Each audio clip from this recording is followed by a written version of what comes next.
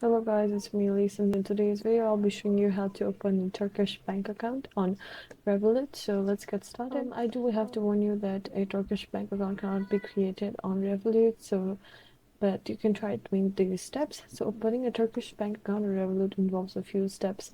However, it is important to note that Revolut is not currently available on Turkey.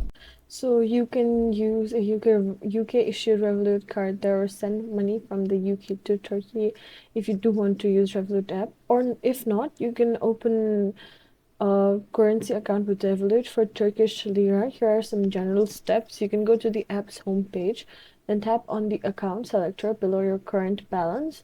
Then you'll be redirected to your accounts menu where you can choose other wallets or even add another accounts such as joint accounts, and select plus add new currency account. This will let you add another currency account in your Revolut UK account.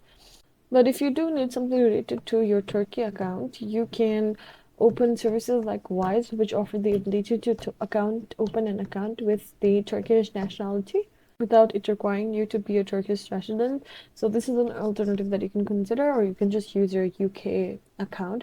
So I hope this video was helpful, and please leave your suggestions or comments in the drop box below, and I'll see you in the next one.